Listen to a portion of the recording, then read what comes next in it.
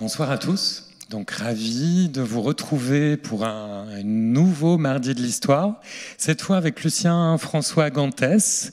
Donc Lucien François Gantès, eh bien, alors peut-être vous le connaissez déjà, il a en tout cas énormément contribué à la mise en place du parcours permanent, donc, et notamment des séquences grecques. Donc je le remercie, il a fait partie prenante du projet de refondation du musée d'histoire en 2013. Il est ancien archéologue de la ville de Marseille. Il a contribué énormément pendant des années donc, à justement découvrir un certain nombre de vestiges. Et il abordera donc ce soir, dans le cadre de sa conférence « La fondation de Marseille n'est pas une légende », et bien justement, un peu un condensé, on va dire, de son livre somme. Donc je vous annonce en premier lieu, mais il n'est pas encore tout à fait sorti, mais il le sera peut-être en fin d'année, tu le préciseras, Lucien François. Un texte et un livre donc, qui aborde donc, cette question de Marseille grecque, de la fondation de Marseille et des vestiges donc, qui ont pu justement attester de la fondation de Marseille. Donc voilà, bon, il aura l'occasion longuement d'en parler et peut-être on aura l'occasion peut-être de te retrouver quand le livre sera édité, donc peut-être voilà, avec un peu de chance dans 6 mois. Et voilà, peut-être juste un mot aussi pour vous dire, donc cette émission donc est enregistrée et sera sans doute donc diffusée dans un second temps dans le cadre de notre chaîne YouTube Musée de Marseille. Voilà, donc vous pourrez la retrouver. Pas forcément tout de suite, elle n'a pas été diffusée en direct live, mais elle le sera sans doute dans un second temps. Donc je vous invite à vous reconnecter à la chaîne YouTube. Voilà, écoutez, je crois que j'ai tout dit. Je laisse la place à Lucien François Gantès. On se retrouve voilà, dans 1 heure environ pour que vous puissiez lui poser des questions. Et voilà, je te laisse la place. Bonne conférence.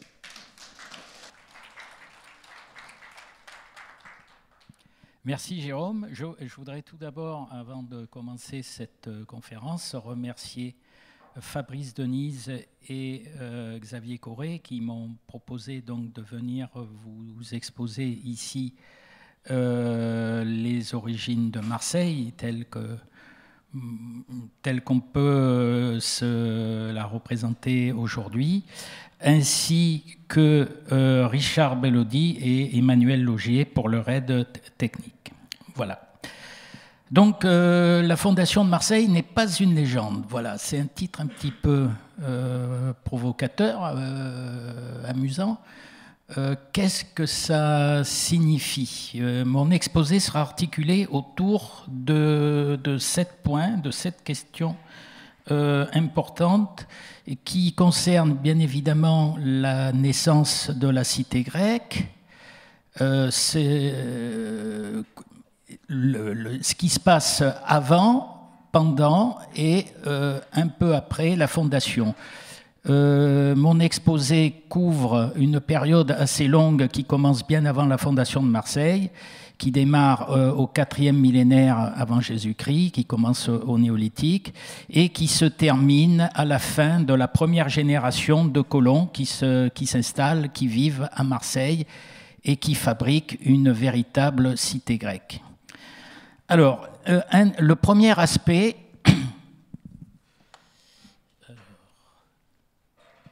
des fréquentations antérieures à 600.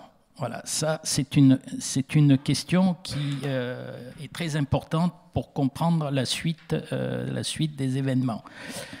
Il est bien évident que le site de Marseille, le site de Massalia, c'est un site maritime, c'est un site portuaire qui a attiré de très bonne heure depuis la préhistoire récente et depuis surtout la proto-histoire, les gens donc sur le site, en particulier sur la rive nord du Lacidon.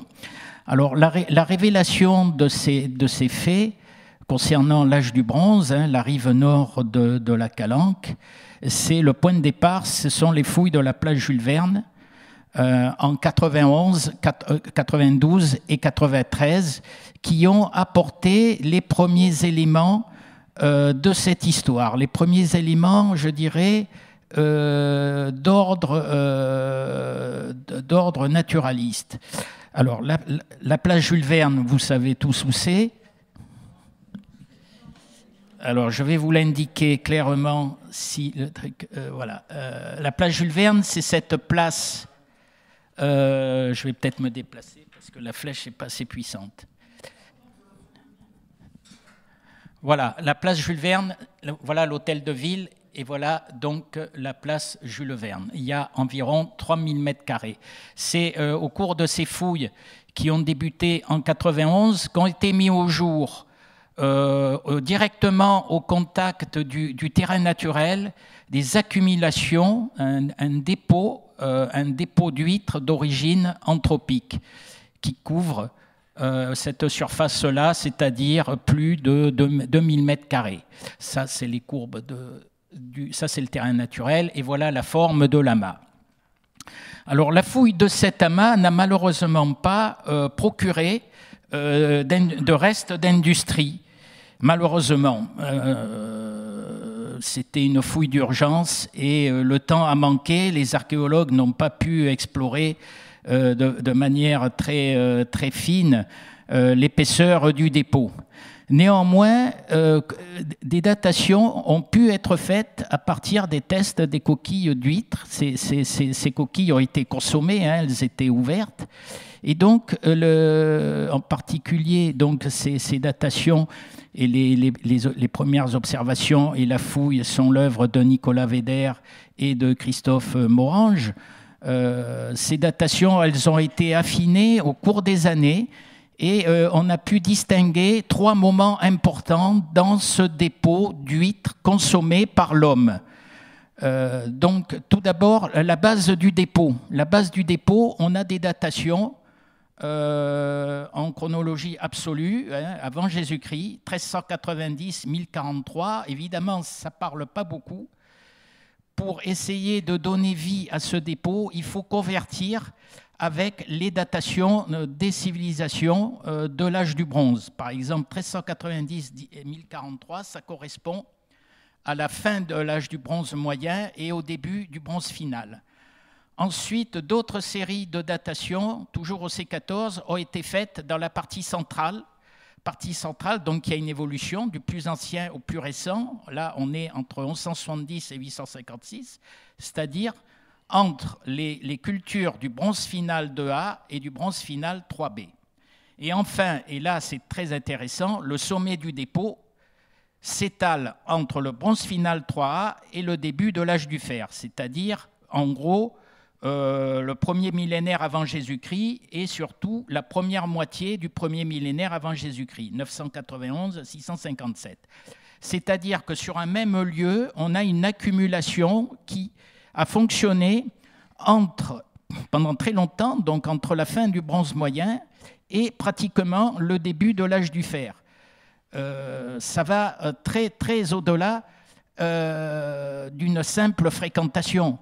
À tel point que Nicolas Véder, dans son premier travail de recherche, avait écrit « Le dépôt de la place Jules Verne est la preuve d'une occupation du site du Lacidon à l'âge du bronze, bien avant l'arrivée des Phocéens, qui marque traditionnellement la naissance de Marseille au VIe siècle avant notre ère. » Alors ça, c'était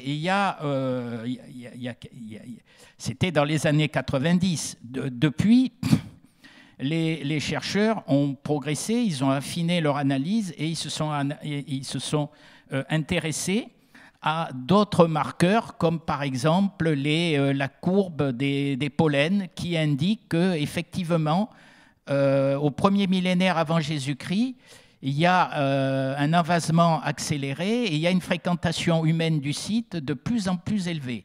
C'est-à-dire qu'après la première crise biologique, hein, les huîtres qui recouvrent des végétaux de fonte de calanque, ce qu'on appelle la première crise biologique, il y a une deuxième crise au milieu du dépôt. Et enfin, et ce qui est important, c'est ce qui se passe à la fin, cette accélération de la dégradation de l'environnement qui confirme la présence de l'homme non seulement sur le site, mais très probablement sur le versant de la colline du Panier. Donc, il apparaît dès le 4e millénaire, et singulièrement tout au long de l'âge du bronze et jusqu'au début du fer, donc du 2e millénaire au 7e siècle avant Jésus-Christ, que le site du Lacidon a servi, comme l'île Maire à la fin du bronze moyen, de lieu de campement saisonnier pour des populations autochtones semi-nomades, vivant de la pêche, récolte des huîtres et de l'agriculture sur les collines situées au nord. Mais, et ça c'est nouveau, mais la présence d'artefacts méditerranéens, c'est-à-dire de céramique importée essentiellement du 7e siècle avant Jésus-Christ, on en dénombre aujourd'hui une trentaine, donc de ces céramiques qui sont antérieures à 600, hein, qui s'étalent entre 700 et 600, combiné à une érosion accrue des collines du Panier, nous conduit aujourd'hui à penser à une fréquentation humaine du site de plus en plus élevée, débouchant sur l'implantation pérenne d'une petite communauté indigène ouverte aux marchands méditerranéens à l'emplacement futur de Massalia. Voilà ce que... Et pour illustrer... Alors, il est évident que des datations qui vous indiquent, et un dépôt d'huîtres qui vous indique que l'homme est présent, c'est toujours passionnant, mais les différents archéologues, les différents chercheurs ont toujours été très prudents sur la présence, sur une occupation du site, parce qu'il n'y avait pas de mobilier céramique. Bien évidemment, à l'époque, on ne voyait pas les céramiques de l'âge du bronze, et il suffit de les chercher. Alors, je suis parti du postulat, à partir du moment où on avait ces datations extrêmement précises, ces correspondances à ces faciès culturels de l'âge du bronze, qu'il y avait nécessairement des mobiliers céramiques qu'il fallait retrouver dans les sacs au dépôt à Salingro. Alors, effectivement, à chacune de ces phases, on a du mobilier. Ça c'est nouveau, hein, ça n'a jamais été... voilà. Donc, correspondant au bronze moyen et bronze final 1, voilà le matériel. Alors, c'est une sélection. Hein, je vous donne il y a une centaine d'objets de datation certaine et sûre antérieure à la fondation de Marseille, que ce soit des céramiques alors modelées, hein, non tournées, comme ici, ou des céramiques importées, qu'on verra tout à l'heure. Donc, ça commence à être de mieux en mieux documenté. Il suffisait de chercher. Et à partir du moment où on admet, hein, c'est un postulat intellectuel, qu'il y a pu y avoir une présence de l'homme, et beaucoup plus qu'une présence, une occupation, eh bien, on va chercher les restes d'industrie dans les sacs. C'est simplement un réflexe qu'on n'avait pas avant, parce qu'on a toujours considéré qu'il n'y avait rien avant 600. Donc, bronze moyen et bronze final 1. Donc, cette implantation est attestée essentiellement par des céramiques non tournées qui permettent de fixer celle-ci à 2 ou 3 moments. D'abord entre 1450 et 1250, puis peut-être entre 950 et 750, 725, enfin vers 750, 725, 600. Donc, au premier moment, ici, fin du bronze moyen et bronze final 1, se rapporte une jarre incomplète exhumée au Fort Saint-Jean par Gaston Vasseur.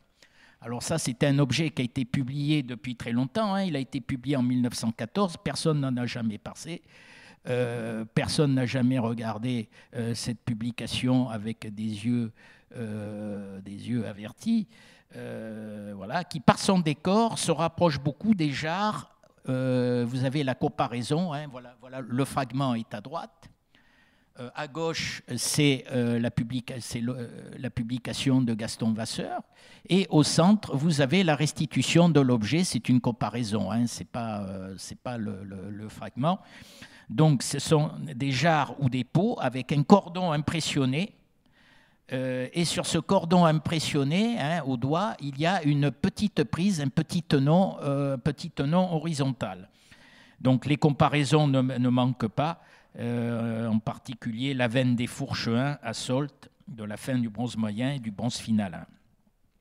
Donc ça, c'est la confirmation de cette occupation de la rive nord du Lacidon, et plus que rive nord, puisqu'en fait, cette centaine d'artefacts se répartit sur toute la surface du site de Massalia.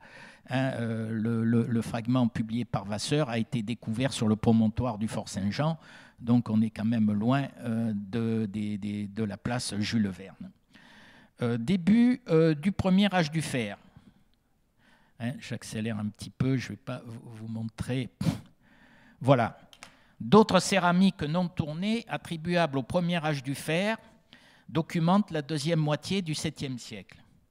Alors, une grande coupe jatte à fond concave, ornée à l'extérieur d'un motif cruciforme réalisé au brunissoir et proche du faciès suspendien du Gard, daté entre 750 et 600. Alors, toujours pareil, on a une photo dans la publication de Vasseur.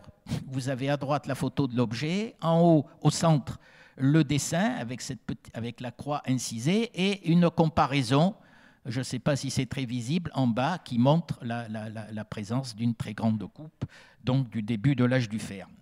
Alors j'insiste un petit peu, même si c'est une sélection, on a d'autres objets que cette coupe. On a en particulier le col d'une urne. À droite, en haut à droite, vous avez un col avec un bord déversé et vous voyez dessous à quoi ressemblait le vase qui lui aussi a été découvert au Fort Saint-Jean. Enfin, et ça a été une découverte intéressante, effectuée au Pharo, c'est à gauche. Donc vous avez la photo de la coupe, le dessin. Qui avait été. Alors ce vase provient de dragages effectués très probablement le long de la rive nord du Lacidon. Et ces dragages ont été déposés aux Catalans, au pied des Catalans, dans l'anse des Catalans. Alors ce vase avait été mal attribué au début, il avait été attribué au IIe siècle avant Jésus-Christ, et en fait, il s'agit d'un vase qui se situe qui date du 7e siècle, donc de datation large, 700-600, et vous avez au milieu la comparaison. Alors la comparaison, il faut aller la chercher un petit peu loin, il faut aller la chercher dans les tumuli hallstattiens des garrigues languedociennes qui ont été publiées, étudiées par Bernard Dedé. Vous voyez que ce vase, ici, avec un fond ombiliqué, un petit bord, une pince globulaire et un petit bord déversé, c'est exactement, alors c'est toujours de la céramique non tournée, avec des dégraissants qui sont mêlés à l'argile. Donc les témoins, il y en a de plus en plus, et comme on est au 7e siècle, évidemment ce qu'on attend, ce sont les céramiques importées. D'où ma deuxième partie des rapports précoloniaux, des importations méditerranéennes. Alors voilà un petit choix. Vous avez ici de la céramique grecque d'origine corinthienne, donc de Corinthe. À droite, c'est un vase qui a été trouvé, je crois, à la place Villeneuve-Bargemont. C'est un petit aribal globulaire, un petit vase à parfum, donc de style corinthien ancien. Hein, c'est un atelier qui est très connu, hein, avec des corps très particuliers de ce coq absolument splendide. Ici, on se situe au dernier quart du 7e siècle, mais bien avant 600. Hein, on n'est pas au 6e siècle. Et une découverte un petit peu plus ancienne que nous avions fait à l'époque avec mon collègue Manuel Molinaire sur la fouille de la rue de la Cathédrale, un petit skyphos à vernis noir à décor de rosettes de poing. Vous avez en haut le fragment dessiné, vous voyez, avec cette petite rosette qui surmonte une bande blanche et des comparaisons qui se trouvent alors en abondance dans le monde grec et en particulier à Pérakora, qui est un grand site grec qui est situé à Corinthe sur les hauteurs. Donc là aussi, on est... alors là, ce n'est pas du corinthien ancien, c'est du proto-corinthien récent, et là, on se situe vers le milieu du 7e siècle. Alors tous ces vases, je ne m'avance pas tout seul. Derrière, il y a une équipe de chercheurs et de spécialistes qui ont bien voulu valider mes déterminations, et en particulier pour ces céramiques-là, Neft, qui est le spécialiste de la céramique corinthienne, qui donc a vu les dessins Et les photos, même si celui-ci avait déjà été publié par Martine de Noyelles du musée du Louvre. Voilà, donc je continue. Alors d'autres objets, on parlait de Corinthe, d'autres objets sont issus de la Grèce de l'Est. Vous avez à gauche, en haut, un tesson d'un bol à oiseaux qui est originaire de l'Éolide. Il est originaire de la région de Théos, Ionie du Nord, Éolide. On connaît maintenant bien les ateliers. Donc vous avez en bas la comparaison, le vase complet, et vous avez à droite une planche de bols de différents types qui ont été trouvés sur le site de Tokra en Libye. Et vous reconnaissez ici un gros fragment de ces bols à oiseaux, alors qui se caractérisent par la présence d'oiseaux traités de façon géométrique. C'est-à-dire que vous avez ici un dessin au trait avec un corps hachuré qui se situe dans une métope qui est bordée par des petits filets, par 3 filets horizontaux. Ensuite, verticaux, vous avez 3 filets ou 4 horizontaux et à la base des arêtes rayonnantes. Donc ça, c'est typique. Et là, on se situe, on va dire, dans la dernière décennie du 7e siècle, entre 610 et 600. On y reviendra à propos de Saint-Blaise. En fait, ces importations, elles vont se retrouver sur le site de Saint-Blaise, et site sur lequel on a beaucoup parlé, en particulier Jean Chaussery-Lapré vous a fait une très belle présentation lors du colloque de Jean-Noël Brett. Donc, retour bien sûr à Marseille, c'est ici que tout se passe. Alors on n'a pas que des céramiques, hein. Les vieilles fouilles du Fort Saint-Jean, j'ai eu la chance de pouvoir mettre la main sur les archives de Gaston Vasseur et de pouvoir les exploiter correctement. En fait, la fouille de Gaston Vasseur en 1905-1906 a été réalisée. C'est une des premières fouilles de sauvetage, fouilles d'urgence, on dirait maintenant, réalisées à Marseille. Et elle se situe à l'emplacement de ce bâtiment qu'on appelait autrefois le bâtiment H, c'est-à-dire qui est une caserne, et qui aujourd'hui s'appelle le bâtiment Georges-Henri Rivière. Donc les fouilles de Vasseur sont centrées sur l'emplacement de cette caserne. Alors, outre des céramiques, des remblais, il s'agit d'un site qui a énormément souffert des multiples occupations de ce site, qui a une importance stratégique considérable puisqu'il est situé à l'entrée du port. Néanmoins, Vasseur a pu, donc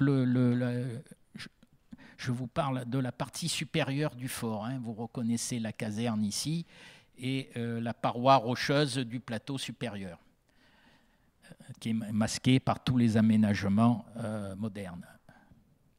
Donc, qu'est-ce qui a été retrouvé? Je résume. Voilà donc une restitution en courbe de niveau du terrain naturel du promontoire. La caserne se trouve ici, c'est-à-dire sur le sommet du plateau.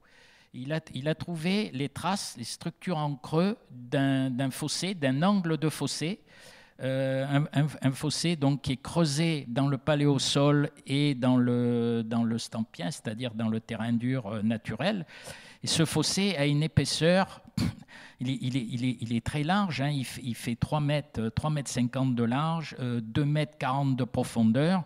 Et ce qui est intéressant, c'est que ce fossé a été rempli au tout début du 5e siècle avant Jésus-Christ. Voilà le profil, la section du fossé, d'après les archives. Un remplissage qu'on appelle remblai archaïque avec des céramiques donc, qui s'étalent depuis le 7e siècle jusqu'au tout début du 5e siècle. Et un remplissage, un comblement qui est scellé par un niveau de sable qui est encore mal daté, que Vasseur interprétait comme un possible remblai d'époque hellénistique, mais qui pourrait être plus récent. Tout le reste a été emporté à l'époque médiévale, au moment de la construction de l'enceinte, tout est décapé. Donc ce sont des témoignages en creux qui ont subsisté, en l'occurrence ce fossé qui pose des questions à cet endroit-là. Alors, d'abord, à quel moment il a été creusé? Alors, à la base du remplissage, on a des céramiques, on a des témoins qui se rapportent à la fin du 7e siècle avant Jésus-Christ. Alors, c'est très difficile de dire, puisqu'il n'y a pas de céramique massaliette, s'il s'agit d'un fossé qui a été creusé avant 600 ou au moment de la fondation de la cité. Alors, est-ce qu'il s'agit d'un fossé défensif? Ici, donc vous voyez, c'est presque un éperon barré, puisque le côté accessible est barré ici, et il y a ce retour-là. Est-ce qu'il s'agit vraiment d'un ouvrage défensif ou d'un premier enclos sacré, un témenos, qui aurait donc dégagé, réservé une aire sacrée située au sommet du plateau? Ça, pour l'instant, c'est très difficile de le dire. Je crois qu'il faut maintenir les deux hypothèses. Ce qui est certain, c'est que ce site-là a eu une importance considérable au 7e siècle avant Jésus-Christ, et il a dû jouer un rôle au moment de l'installation des colons. Malheureusement, je vous disais que tout a disparu au-dessus. Est-ce qu'on a construit par-dessus un temple?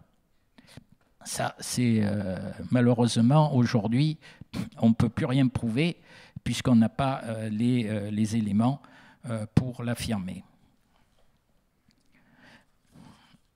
Alors, voilà ce qui a été trouvé au fond du fossé. Enfin, un des éléments, il y a une vingtaine de céramiques. Celle-ci est la plus parlante. C'est une céramique, vous voyez, c'est un couvercle, en fait, d'une boîte à bijoux, d'une Lécanis, en pâte jaune, avec un décor de filets et de points qui renvoie à des céramiques étrusco-corinthiennes. C'est très probablement une production étrusque de la fin du 7e siècle avant Jésus-Christ. J'ai trouvé des comparaisons, toutes provenant de Rome, avec ce décor de points dans des contextes fin 7e, deuxième moitié 7e. Donc ça, c'était posé vraiment au fond du fossé, sur le sol naturel. Donc ça fait partie de ces éléments qui sont avant la fondation de Marseille. Alors, donc, puisqu'on est sur des périodes antérieures à la fondation, il faut se rappeler qu'en dehors de Marseille, évidemment, il y a des sites qui ont donné du matériel du 7e siècle avant Jésus-Christ. Et ces sites, ils sont connus, ce sont des tombes à gauche. Par exemple, vous avez les tumuli de Pertuis dans le Vaucluse, qui sont connus, qui ont été fouillés par Cotte, qui sont connus depuis longtemps, où on a des importations, là, étrusques, le Nokoué trilobé en bronze tumulus de Pertuis, et ici une coupe à 2 anses, une Kylix étrusco-corinthienne que vous avez ici représentée en haut. Alors, il s'agit d'une production étrusque de Rome. En fait, ce qu'on sait maintenant, puisqu'elle est bien attestée sur le site de Rome au 7e siècle, c'est une production donc, qui a été vraisemblablement apportée par des Étrusques au 7e siècle et qui donc a cheminé jusque sur les rives de la Durance. Alors, autre site, mais bon, je n'insisterai pas trop puisque Jean vous en a parlé, le site de Saint-Blaise, qui a donné des éléments du 7e siècle, en particulier la planche de droite, ici, qui montre que dans la ville haute, c'est une vieille fouille que Patrice Arcelin avait pu étudier, donc le long du rempart, dans un creux du substrat. Il y avait 2 foyers superposés, et ces 2 foyers ont livré du matériel. Alors le foyer inférieur a livré ces céramiques, qui sont des céramiques donc c'est du maillacien, donc là on est au 8e siècle avec des décors géométriques incisés à double trait, donc là on est après la fin de l'âge du bronze. Et le foyer supérieur a livré, donc associé à un vase non tourné, des importations méditerranéennes, et en particulier un cantar étrusque et un bol ici, qui est donc une importation de la Grèce de l'Est, un bol à décor de méandre, associé à une petite coupe qui est vraisemblablement originaire de la Grande Grèce et qui se situe, on va dire, vers la fin du 7e siècle. Donc on a effectivement toute une circulation d'objets, que ce soit donc à Pertuis ou sur le site de Saint-Blaise. Il y a aussi au-dessus d'Aix, j'ai oublié d'en parler, le bol à triple filet de Vauvenargues. Donc la question se pose effectivement de savoir comment ces objets sont arrivés jusque-là. Sachant qu'à Marseille, il y avait donc une occupation à ce moment-là, de savoir si ce matériel aurait pu déjà transiter par Marseille ou arriver directement par Saint-Blaise. C'est une question qui est ouverte. En tout cas, il y a bien quelque chose avant 600. Il faut arrêter d'abaisser les chronologies comme le fait Michel Batz, parce que ça ne tient pas. Autre objet intéressant provenant de Saint-Blaise, c'est ce petit vase qui a été trouvé près de la chapelle médiévale du site. C'est cette association-là, en particulier, on a un petit skyphos corinthien, de style corinthien ancien, donc dernier quart du 7e et plutôt début que fin. Donc voilà, on a un petit panel d'objets qui nous amène à réfléchir sur ces premiers contacts, sur la signification de ces contacts et du rôle de Marseille. Alors, puisqu'on est à Saint-Blaise, tout à l'heure je vous parlais du bol à oiseaux. Voilà, alors à Saint-Blaise, ce qui est remarquable, ce qu'on n'a pas encore à Marseille, c'est la présence de tous les types de bols nord-ioniens qui existent, on va dire, entre 640 et 600. Et il n'y a pas que le bol à oiseaux, vous voyez le bol à oiseaux de Saint-Blaise, enfin, à Saint-Blaise, on en connaît, je crois, aujourd'hui 6 ou 7 exemplaires. Donc vous reconnaissez bien cet oiseau aquatique, là, cette silhouette. La comparaison, hein, la comparaison qui provient de l'Ionie du Nord, de Théos. Donc on commence à connaître bien les ateliers, et la planche de droite qui vous montre les différents types à tester. Donc ça, c'est le bol à oiseaux. Vous avez les bols à méandres, vous reconnaissez les méandres, des bols à filet, les bols à triple filet qui vous rappellent celui de Vauvenargues. Donc là, il y a une véritable problématique qui va demander des éclaircissements parce que effectivement, là, on n'est plus dans le cadre d'échanges diplomatiques. Il y a des objets qui circulent, des séries d'objets. Ce ne sont pas des objets isolés. On en a la preuve à Saint-Blaise. Et donc, on peut parler déjà d'un commerce, alors véhiculé par qui? Les Grecs, les Étrusques, les deux à la fois. Pour ma part, je penserais plutôt à des objets véhiculés déjà par les Ioniens qui commencent à circuler dès 630 sur la Méditerranée. Rappelez-vous Kolaios de Samos. Et donc, ce sont essentiellement des objets d'origine grecque, Grèce de l'Est et corinthien.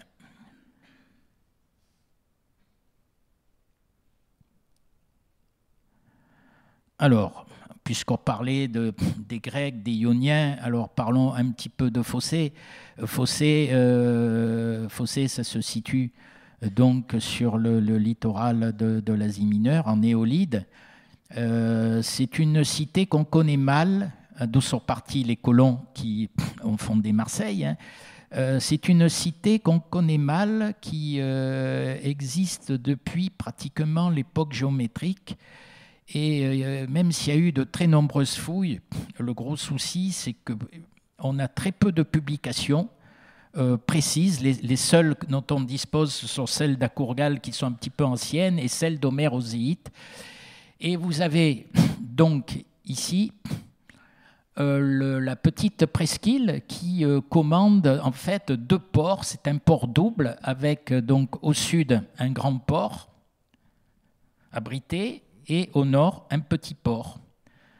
Donc ici, en pointillé, vous avez le tracé du rempart archaïque, du tracé du rempart archaïque de Fossé, qui a été reconnu en plusieurs points. Et vous voyez qu'on ne sait pas grand-chose hein, en dehors de l'habitat, on va dire, du 19e. Les éléments de fouilles sont très dispersés. Les seules fouilles qui ont été faites en profondeur, ce sont les fouilles du temple d'Athéna à l'entrée du port et des fouilles qui ont été faites sur la partie sud du grand port qui ont permis de retrouver une nécropole en enclos d'époque archaïque. Donc Fossé, voilà une petite carte de l'Éolide. Il y a des cités prestigieuses qui se situent, voilà Fossé.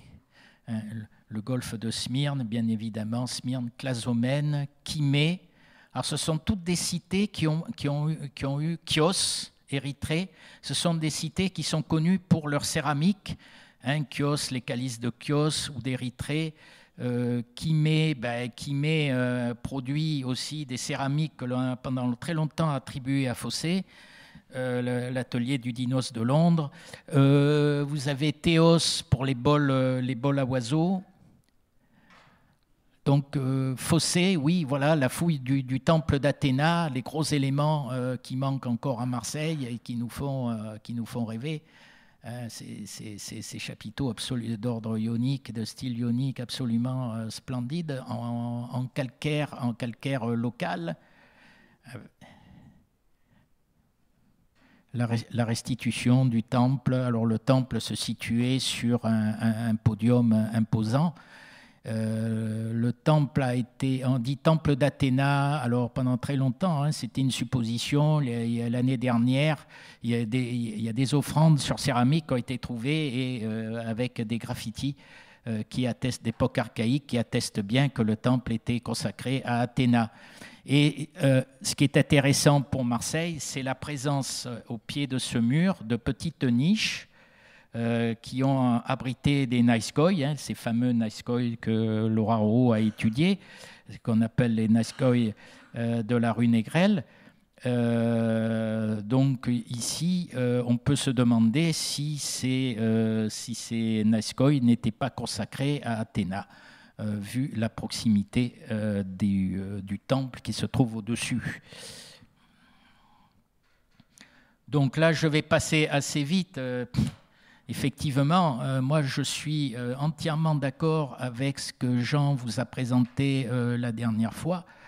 C'est-à-dire que la rencontre d'Egyptis et Protis, elle a pu se faire sur un site comme Saint-Blaise, puisqu'on a tous les éléments qui sont réunis pour montrer que ce site est bien une capitale, la capitale des Ségobriges, hein, qui est connue depuis très très longtemps. Hein, voilà l'étendue du site.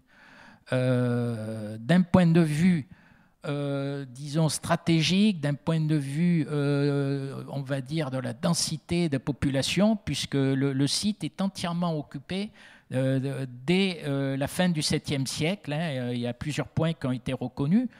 Donc ça en fait un site d'une importance considérable. Le matériel qui était retrouvé dans des fosses, il indique bien que le site a été occupé au 7e siècle. Hein. Vous reconnaissez en haut, bon ça c'est de la céramique non tournée, en haut un gros fragment d'une coupe en céramique étrusque de Bouqueiro. Et puis un autre élément aussi important, c'est la présence de 300 stèles qui en fait le site majeur, puisque c'est à Saint-Blaise, par rapport il y a des stèles dans toute cette région-là, donc de la basse vallée du Rhône. Vous voyez le site de Saint-Blaise, 300 stèles trouvées en remploi dans l'enceinte archaïque, c'est absolument remarquable. Donc une rencontre, c'est une légende bien évidemment, mais techniquement c'est tout à fait plausible.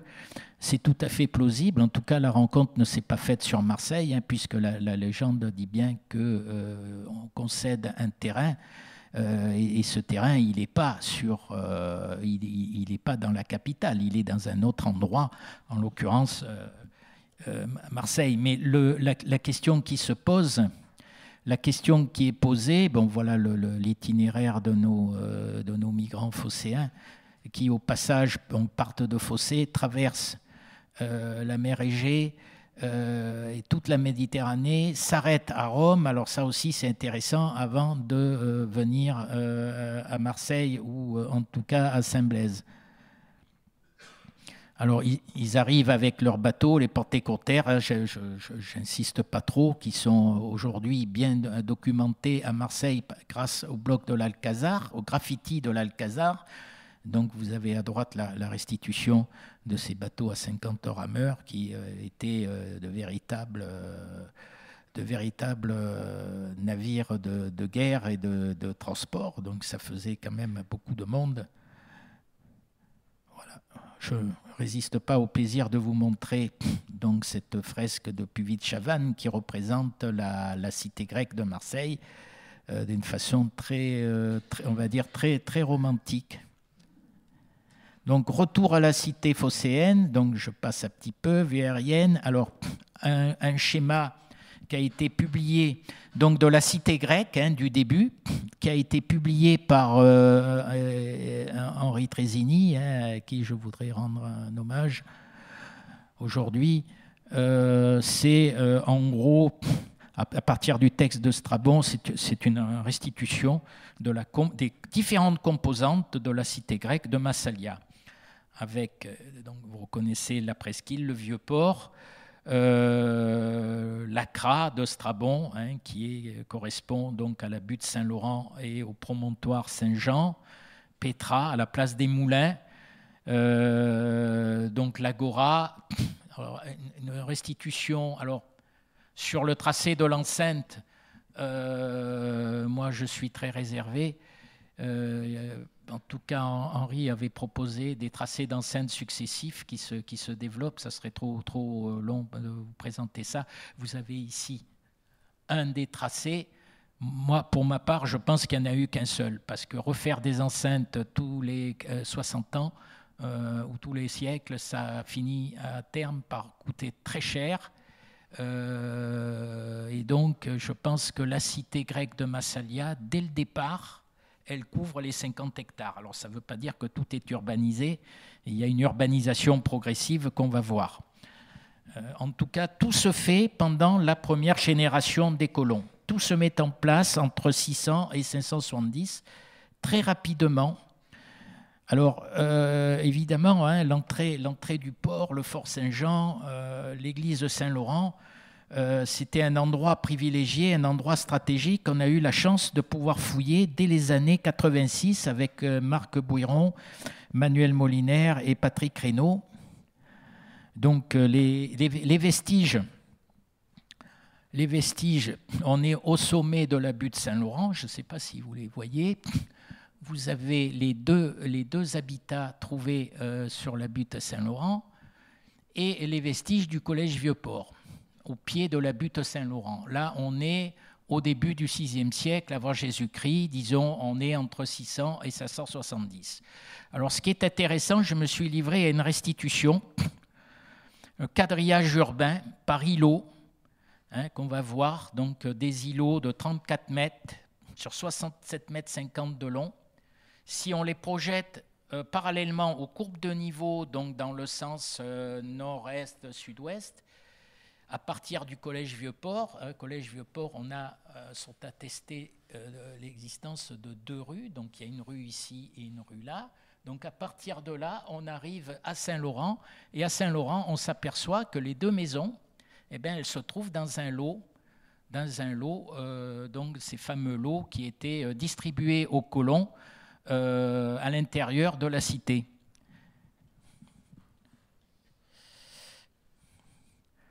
voilà, commence la fouille du collège Vieux-Port, donc au pied de la butte Saint-Laurent. Le premier élément bâti, structuré, c'est cette rue ici. Et cette rue, eh bien, c'est une rue qui permet donc de relier, voilà, c'est cette rue-là, ici, qui permet donc de relier le port. Attendez, je dis une bêtise. C'est cette rue-là.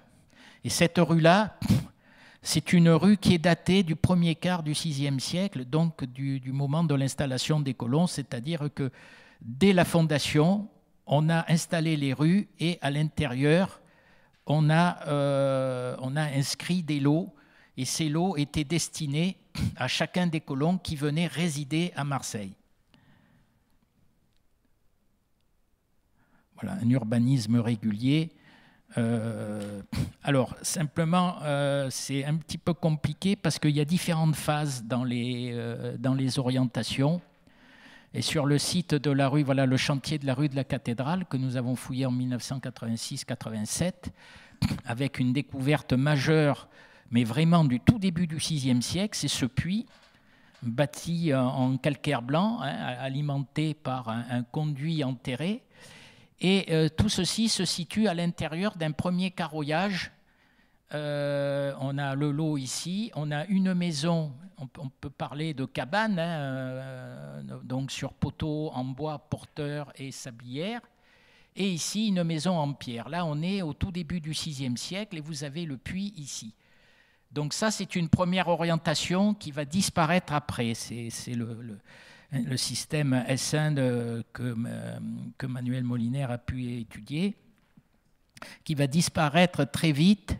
Voilà les systèmes d'orientation dans l'habitat. Alors pour l'époque archaïque, ce sont les petites croix qui sont en rouge. Donc ces systèmes se mettent en place et on le voit très clairement sur la fouille de l'îlot Madeleine, donc devant la vieille Charité. On a pu fouiller une voie très large de 6,50 m, 6,90 m de large, qui remonte au tout début du VIe siècle. Donc, entre la voie qui a été fouillée dans la fouille du collège Vieux-Port et la rue qui a été retrouvée sur l'îlot Madeleine, donc secteur de la place du Refuge, on est certain qu'il y a eu un carroyage qui s'est mis en place dès les premières générations de colons et que donc la cité, elle existe déjà. On a déjà le carroyage qui est prêt pour accueillir les colons. Après, l'urbanisation, c'est un autre problème. Elle va se faire progressivement. Alors, vous apercevez ici sur cette photo une ornière. Donc, c'est une voie charretière importante avec un trottoir qui se situe à gauche. Jonché, donc le revêtement de galets, de graviers, etc. Il y a d'autres exemples de rues qui ont été retrouvés, notamment au Pistole, devant la Charité. Voilà donc ce fameux réseau qui a été particulièrement bien reconnu dans le quartier du Panier. Vous avez différentes fouilles qui ont permis de le reconnaître. La fouille des Pistoles, dont je viens de vous parler. La fouille de l'îlot Madeleine, la rue était ici, et la fouille en linéaire du tunnel de la Major. Donc à chaque fois, on a des éléments qui permettent de projeter, de reconstituer la trame urbaine, cette trame urbaine donc, qui se met en place dès les années 600-590 et qui va continuer d'exister jusqu'à aujourd'hui, puisque le quartier du Panier, vous avez la Charité ici, donc l'Hôtel-Dieu, la rue Caisserie, bon, le Vieux-Port est en bas, la cathédrale de la Major. Donc vous avez ce carroyage, ce damier urbain, c'est la résultante de la fondation de Marseille par les Phocéens. C'est une trace dans le paysage que l'on perçoit, que l'on voit encore très bien aujourd'hui et qui a ses origines au VIe siècle avant Jésus-Christ. Donc l'aspect du Panier, de ces rues, eh bien, c'est un héritage, on va dire, un héritage antique qui remonte à l'époque, à la période grecque. Alors, à l'intérieur de ces îlots, ben, comme la colline du Panier, elle est en pente, on a des murs de soutènement qui soutiennent des îlots. Là, on a un très bel exemple qui a été donc observé, fouillé rue de la Cathédrale, sur l'îlot 55, hein, ce fameux îlot où il y avait ce puits du début du VIe siècle. On a un très beau parement en calcaire blanc de Saint-Victor. Un autre exemple, l'îlot Madeleine, donc je vous parlais de la voie. On a une voie qui fait 6,90 m de large, qui est bordée ici en amont par un mur de soutènement. Et donc, de chaque côté, on a un habitat qui se développe à chaque fois à l'intérieur de l'eau. Donc, on le voit bien ici sur la photo. Le mur de soutènement, ben, il était moins bien conservé que celui trouvé rue de la Cathédrale, mais on est à la même période. Là, on est vers 570, vers 560. Voilà le mur à raser, l'emplacement de la rue avec des niveaux de recharge encore visibles en haut et les maisons donc, de l'îlot qui se succèdent. Donc ces fouilles, elles sont importantes pour la connaissance de l'urbanisme, plus de l'urbanisme, de la façon dont la ville s'est mise en place progressivement durant la période archaïque. C'est une période importante. Alors, donc, dans ces îlots, ben, on a des maisons. On a des maisons qui sont en général installées dans des lots qui font 17,50 m de côté. Là, on a un bel exemple de maisons avec une cour ici. Là, on est rue de la Cathédrale, on est vers 550, 560, hein, on avance un petit peu dans le temps. Donc, on a un bloc assez massif, on a le mur de soutènement, on a une cour avec un puits et on a autour des pièces, et très probablement ici, une salle de banquet. Donc ça, c'est un exemple qu'on a mis du temps avant de comprendre et d'interpréter. Il a fallu des années d'exploitation pour arriver à ce résultat. Alors, autre exemple de maison différente, cette fois-ci, c'est une maison à cour avec 2 pièces et une cour, toujours pareil, dans l'angle, donc dans un îlot à l'intersection de 2 voies.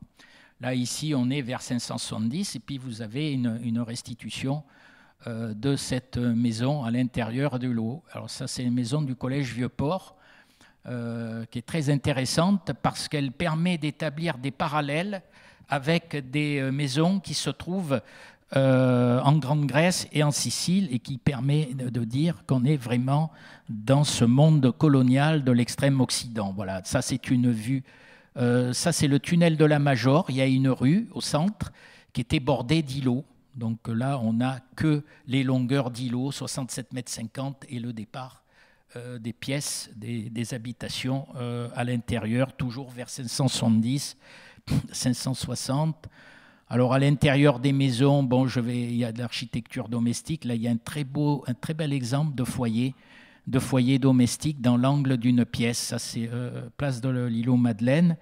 Là, on est vers 570, 560. Hein, c'est tout en terre. La structure du foyer est en terre. C'est un opsoios. Et vous avez ici les fondations du mur de la maison qui sont bâties en moellon de calcaire blanc. Alors voilà des exemples qui permettent de comparer la maison du collège Vieux-Port avec d'autres maisons qui sont parfaitement connues dans le monde grec et surtout dans le monde colonial.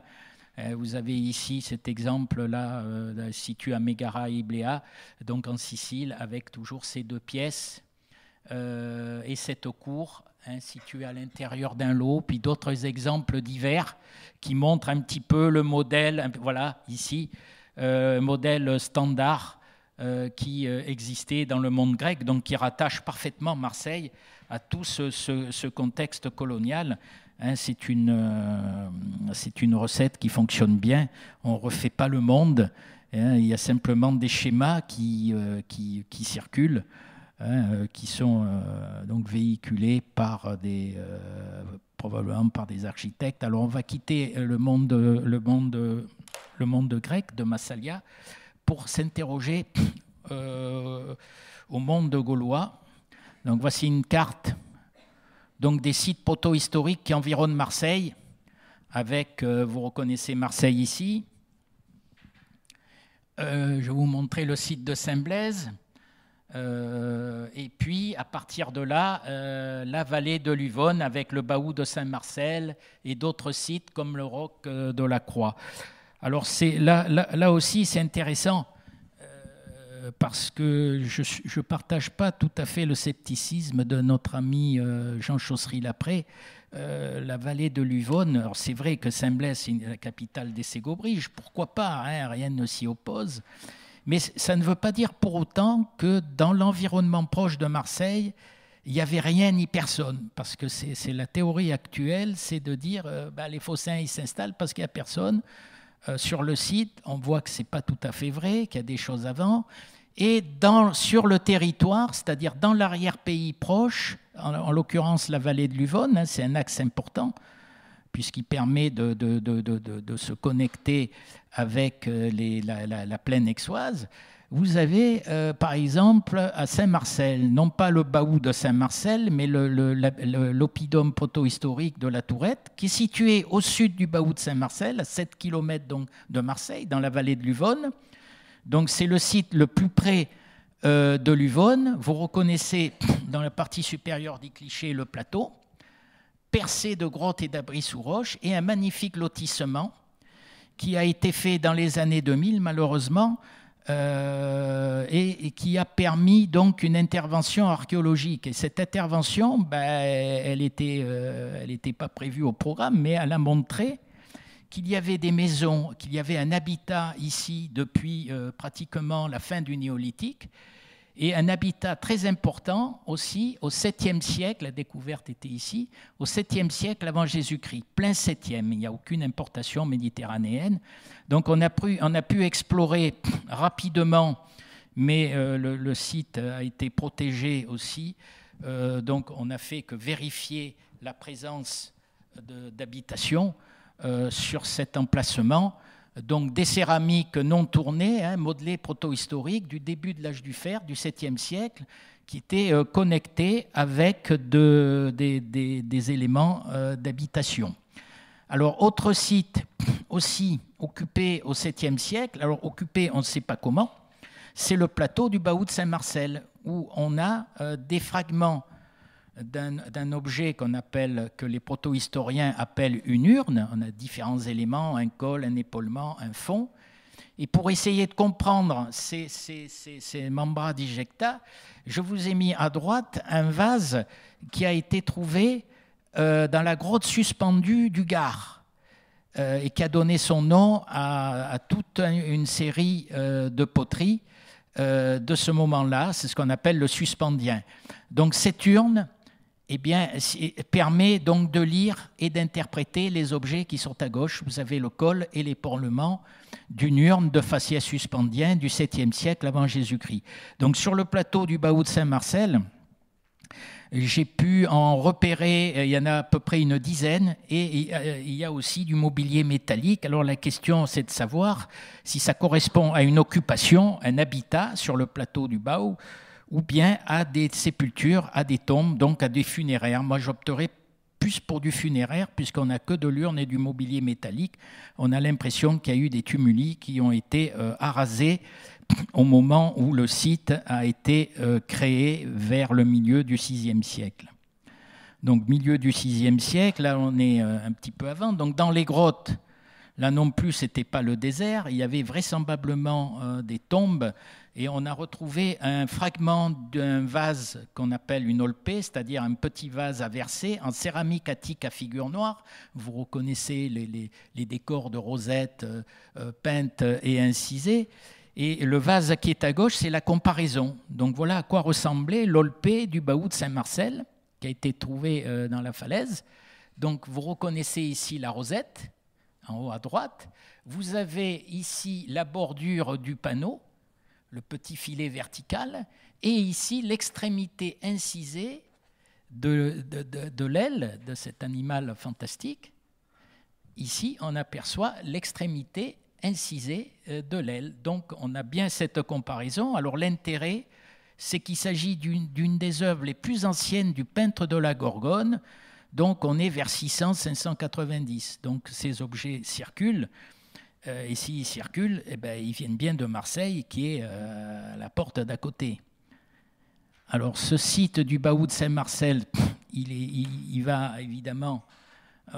il y a un milieu d'échange réciproque entre Massalia et les Gaulois du Midi du site de Saint-Marcel, et les Grecs vont introduire sur ce site indigène la pratique du banquet couché, du symposion. Alors comment on le sait? Parce que le cratère, c'est l'élément central du banquet, c'est le réceptacle dans lequel on mélange l'eau et le vin, qui va être bu à la grecque. Et donc sur le site du Baou, on a différents exemplaires de ces cratères qui montrent qu'il a connu une très grande faveur au VIe siècle avant Jésus-Christ. En haut, on a un cratère attique à figure noire, ici un cratère à figure rouge. Et là, c'est très intéressant parce que vous avez des exemplaires de cratères, toujours de type grec, qui sont en grise monochrome, donc qui sont tournés en céramique grise par ces ateliers gaulois que l'on situe encore assez mal, mais qui étaient très probablement dans la région de Samblaise et dans la région du Baou de Saint-Marcel. Donc c'est une preuve, même si on n'emploie plus le mot aujourd'hui, d'emprunt. Avant on disait d'hellénisation, l'introduction du banquet dans le monde gaulois. Eh bien, ça se faisait aussi sur le site du Baou. Alors sur le site du Baou, donc ce qui a fait son intérêt, c'était la présence d'un habitat, bien sûr, de 3 hectares, mais aussi la présence d'une enceinte en pierre sèche. Donc le plateau est barré par une enceinte et à l'intérieur, on a l'habitat. Donc ça, c'est l'entrée du site qui a été murée au IIe siècle. Donc il y a différents états architecturaux, mais cette partie-là, qui forme un arrondi, c'est une partie qui remonte très probablement au milieu du VIe siècle. Il y a eu de très nombreuses reprises dans l'appareillage. Voilà donc la partie primitive de l'enceinte, c'est celle-là, c'est un ovoïde, c'est cette tour-là, on a une courtine, et il y avait vraisemblablement l'équivalent ici, mais on ne l'a pas retrouvé. Et ensuite, à partir de l'époque hellénistique, on a ces tours carrées et ces épaississements de la courtine. Donc à l'intérieur, on a une voie qui longe le rempart et on avait un habitat qui se développe à partir des années 540 avant Jésus-Christ. Donc vous voyez que les échanges fonctionnaient bien et que les leçons d'urbanisme, eh bien, aussi, elles ont bien été comprises. Donc cette tour ovoïde, ça vous rappelle la tour archaïque de l'enceinte de Saint-Blaise, quoi. C'est pas un exemple, Saint-Blaise, c'est pas un exemple isolé. Voilà. Alors venons-en à un sujet qui fait débat. Enfin non. Parce qu'en fait, ça a été montré il y a très nombreuses années que l'utilisation de la céramique des Gaulois du Midi, de la céramique non tournée, modelée, les Grecs l'utilisaient dans leur service de vaisselle et dans leur céramique de cuisine. Et vous avez ici une planche typologique qui montre toutes les formes, c'est un résumé, qui ont été utilisées à Marseille par les Grecs, par les Massaliettes au VIe siècle avant Jésus-Christ, et en particulier les urnes que vous avez là, surtout celle-ci, qui sont des vases pour cuire pour stocker et cuire les aliments. Et vous avez à droite des formes, voilà, donc vous voyez d'autres formes d'urnes courant VIe siècle, et des vases ouverts qui servent à préparer et à la cuisson des aliments.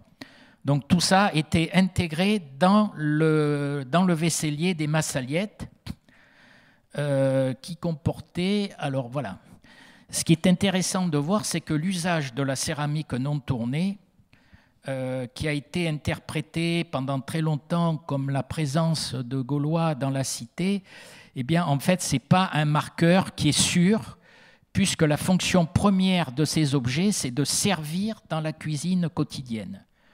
Alors, on s'en aperçoit, bon, je ne vais pas commenter en détail ce tableau, mais on a une évolution entre 600 et 400 qui permet de voir, d'une part, la diminution du nombre de pots et du nombre de jattes au profit de formes de cuisine, de céramique à cuire, d'origine grecque ou étrusque. Vous avez ici des céramiques étrusques, ce sont des formes de pots. Hein. Vous avez ici ce qu'on appelle en grec une cutra, c'est-à-dire un vase à cuire, qui était celui-là et celui-là, celui-ci est des pistoles, celui-là est de la rue de la Cathédrale, et un mortier importé pour la préparation et la présentation des aliments. Donc, si les Grecs de Marseille ont utilisé la céramique non tournée, eh bien, c'est parce qu'ils en avaient besoin, parce qu'au départ, il n'y avait pas de céramique de cuisine importée ou très peu. C'est donc pour se substituer à cette carence que les Grecs de Marseille ont utilisé cette céramique gauloise. Donc certains ont voulu, et moi-même au départ, je me rappelle que lorsqu'on avait sorti l'urne de Saint-Laurent avec Marc, on avait tout de suite franchi les étapes en disant c'est effectivement une marque de ces unions mixtes qui se sont pratiquées, vraisemblablement. L'urne de Saint-Laurent avec le couvercle en céramique à pâte claire, c'est le mariage de Gyptis et Protis. En fait, il faut être extrêmement prudent. C'était une interprétation rapide et les choses sont beaucoup plus complexes. Donc, alors la céramique indigène, évidemment, les proportions, c'est-à-dire la céramique de cuisine gauloise, c'est très variable par rapport à l'ensemble. Il y a deux sites qui posent quand même un problème. C'est le site de Saint-Laurent et le site de la rue de la Cathédrale, où on a des taux très très forts, entre 20 et 25%. Sinon, pour le reste, c'est entre 2 et 10%. Donc ça, c'est une question intéressante, c'est de savoir pourquoi sur ces deux sites, on a un tel taux. Alors voilà l'urne de Saint-Laurent avec son couvercle et voilà la planche typologique de ce qui a été trouvé dans la fouille de l'habitat de Saint-Laurent. Vous reconnaissez en haut l'urne avec son couvercle et le reste qui est un assemblage typiquement grec. Il y a des vases à boire, des œnocoués, des vases à verser, croyez-moi sur parole, une coupe attique à figure noire, un fond de bolionien, le vin étrusque et grec de Chios. Donc ce n'est pas du tout un assemblage du type de ceux qu'on trouve à Saint-Blaise, c'est un assemblage typique d'une cité grecque qui importe pour ses propres besoins des vases de cultures différentes. Alors la question, elle n'est pas au niveau de l'urne. La question qui peut se poser, c'est la présence de ces deux bracelets, de ces deux fragments de bracelets du site de Saint-Laurent, c'est-à-dire ce sont des fragments donc, de bracelets à tampons bouletés. Celui-ci était vraisemblablement aussi un bracelet qui est cassé ici. Là, on a bien l'extrémité. Donc, pour comprendre le sens du fragment de Saint-Laurent, il faut se rapporter à ces fameux dépôts launaciens qu'on connaît bien en Languedoc oriental et en Languedoc occidental, dans ces dépôts qui se sont constitués vers la fin du 7e au tout début du 6e siècle. Donc vous voyez ici des fragments analogues. Donc que viennent faire ces deux bracelets dans la maison de Saint-Laurent, outre cette très forte proportion de céramique non tournée? Voilà, la question est posée de savoir si ces bracelets, alors ce sont en général des bracelets d'hommes, certains disent que ce sont des bracelets de femmes. Ça, on le sait à partir des fouilles des nécropoles d'Agde, des fouilles d'André Nickels.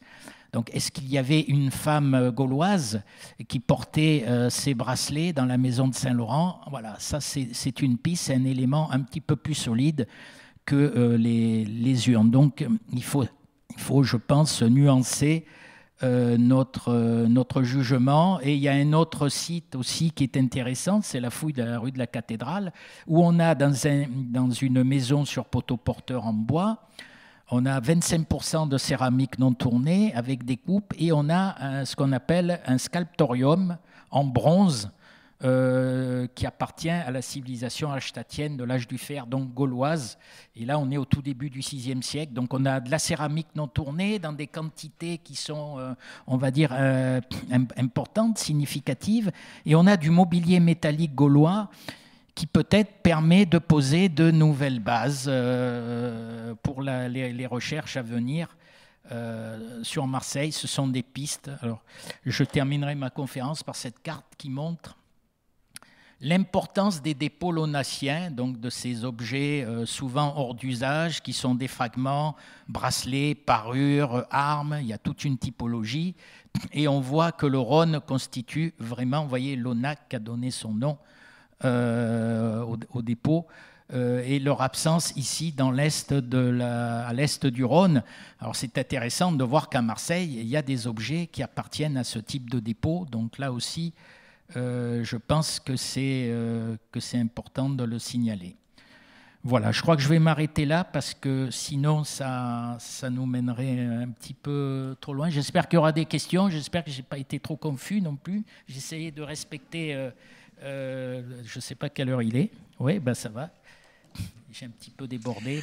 Bon, ben, merci Lucien François.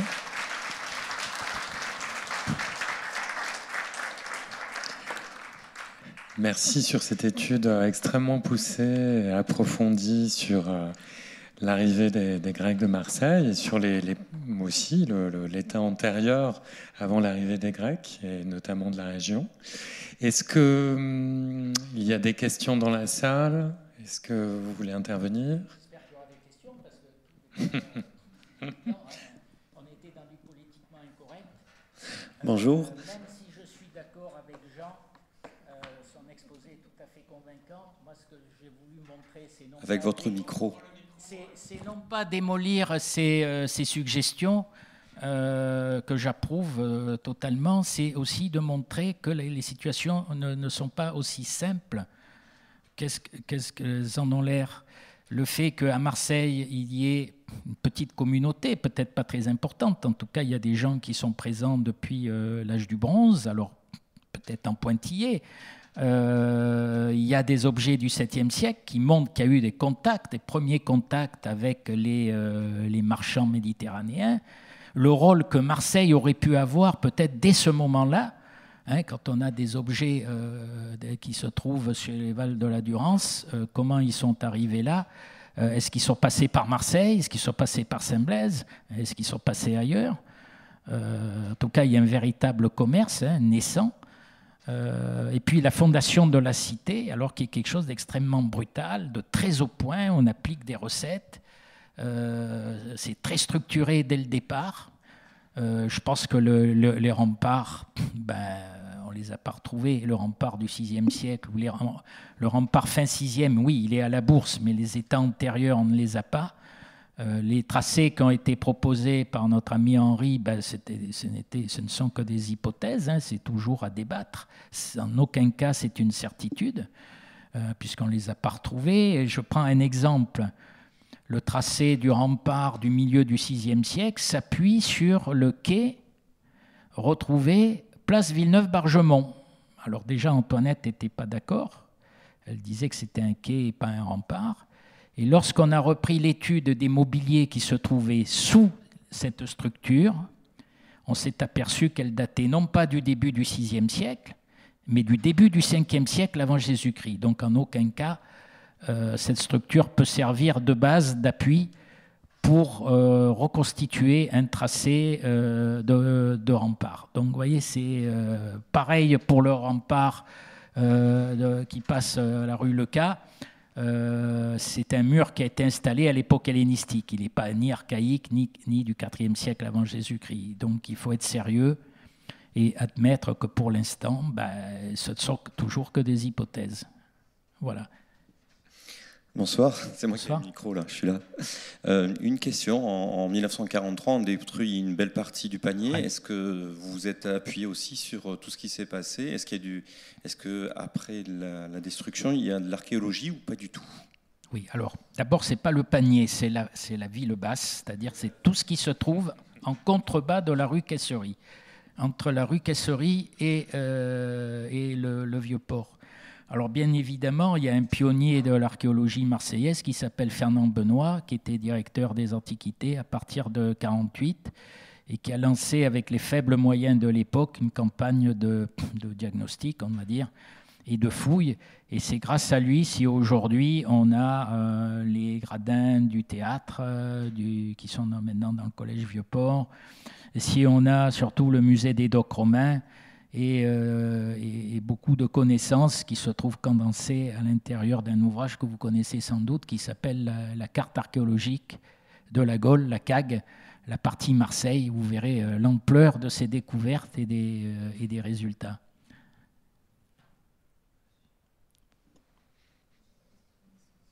Est-ce qu'il y a d'autres questions?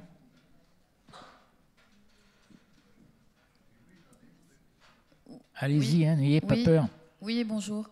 Bonjour. Alors, arrivée des Grecs à Marseille, et puis à un moment donné, vous parlez des Phocéens et vous mettez une carte, Oui. et entre guillemets, entre parenthèses plutôt, en dessous c'est marqué Turquie, alors je ne sais plus. C'est la Grèce, la Turquie. Bah, écoutez, dans l'Antiquité, ça ne s'appelait pas la Turquie, hein, c'était Lyonie. D'accord.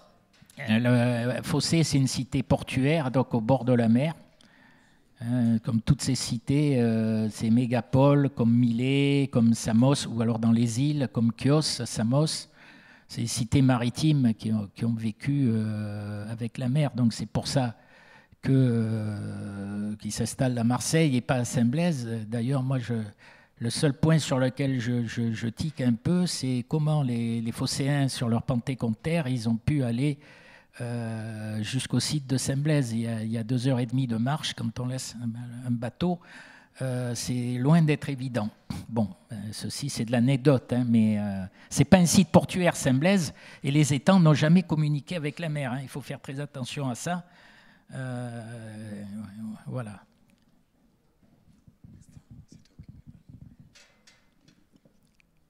Des questions? Non? Ben alors, ou j'étais trop clair, ou alors très confus, je ne sais pas.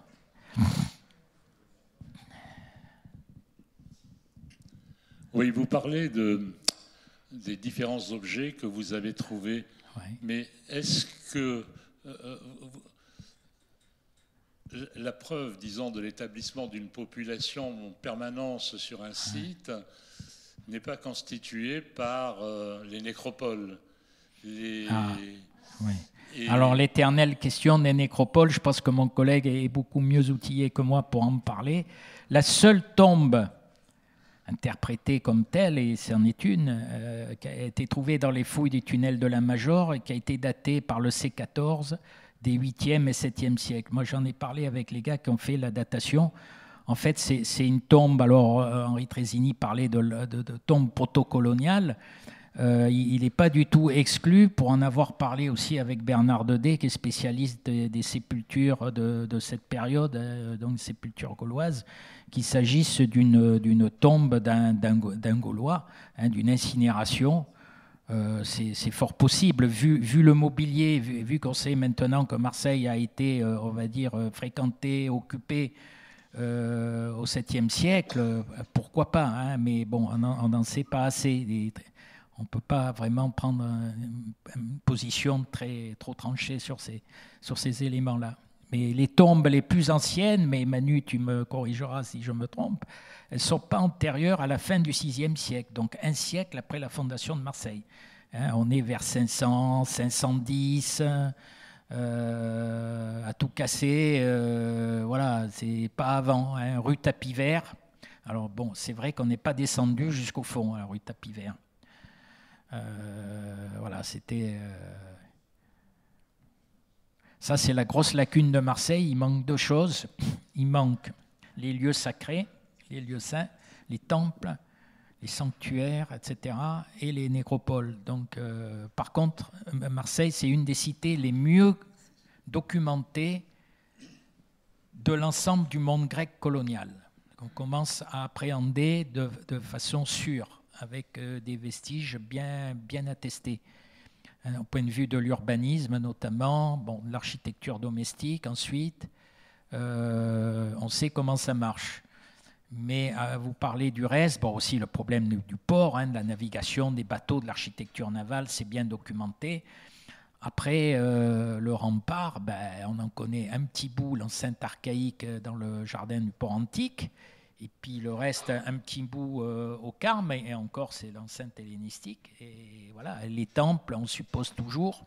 Moi, je pense qu'au Fort Saint-Jean, il y avait un temple, parce que quand, pour être allé à Fossé plusieurs fois, je vous ai montré de bien mauvaises images, en particulier la restitution du temple d'Athéna. Je pense qu'à l'entrée du port, il y avait un sanctuaire, c'est évident. Alors, est-ce que les structures fossoyées seraient un premier état, un témenos, une enceinte sacrée? C'est possible. Mais là aussi, il faut tenir compte d'un fait important, c'est que la falaise qui supporte le Fort Saint-Jean, la fortification de Vauban, elle est largement entamée par l'érosion, par la mer, etc. Il manque un gros morceau. Et puis en plus, il y a eu vraisemblablement des traces de séisme qui ont fait que des pans entiers de falaises en poudingue ont disparu, emportant vraisemblablement le reste de cette enceinte fossoyée, si c'en est une. Moi, je suis persuadé de ça. Le Fort Saint-Jean. Alors, le chapiteau proviendrait du Fort Saint-Jean. J'ai fait une étude d'archives qui montre que la maison dans laquelle le chapiteau a été retrouvé, c'est une maison qui a été construite au moment de l'agrandissement, c'est-à-dire un petit peu de temps après la construction du Fort Saint-Jean. Et donc, quand on regarde les devis, les entreprises qui faisaient les terrassements et qui démolissaient sur le promontoire du Fort Saint-Jean, eh bien, ils gardaient les matériaux de construction. C'est comme ça qu'ils étaient payés. Et il n'est pas impossible que ces matériaux de construction aient pu être réutilisés dans cet immeuble en bordure du port qui a disparu, bien évidemment, en 1943, au moment du dynamitage. C'est une piste, peut-être que ce chapiteau provenait du plateau supérieur du Fort Saint-Jean, mais là aussi c'est des hypothèses. Mais ça demande réflexion. Je vais rebondir sur ton propos, François, et sur l'observation de monsieur. Effectivement, Marseille, ville antique, ville grecque, on a assez peu d'éléments monumentaux qui viennent justifier de cette fondation légendaire que nous pouvons dire maintenant historique. Et c'est là, justement, que je voudrais rendre grâce à François de sa conférence aujourd'hui, mais en fait de tout le travail des archéologues depuis un demi-siècle qui s'intéressent à l'infiniment petit et parfois à l'infiniment grand. Cet infiniment petit, ce sont ces bouts de poterie absolument ésotériques pour la plupart d'entre nous, auxquels tu as rendu vraiment une identité. Et cette identité, elle est capitale parce que vous avez des chronologies, vous avez des formes, vous avez des provenances. Et grâce à ça, on sait de manière catégorique que Marseille a été fondée vers 600 avant Jésus-Christ. Si on veut se référer au temple, au rempart, et merci monsieur à la nécropole archaïque, les Marseillais étaient immortels parce qu'on ne les a pas retrouvés. Donc merci à François, à cette lecture parfois un peu austère, j'en conviens, de ces petits bouts de poterie, mais aussi à sa vision aérienne. Lorsque tu fais de l'urbanisme régressif, quand tu montes avec une vue aérienne du quartier du Panier, et vous voyez toutes ces rues qui s'ordonnent et qui sont en fait la réminiscence d'un passé bien plus ancien. De l'infiniment grand à l'infiniment petit, on a des preuves de cette très ancienne histoire de Marseille, et je n'entrerai pas dans le débat de la fondation de Marseille, du mariage, etc. En tout cas, j'espère qu'il vous a convaincu que Marseille a bien été fondée vers 600 avant Jésus-Christ.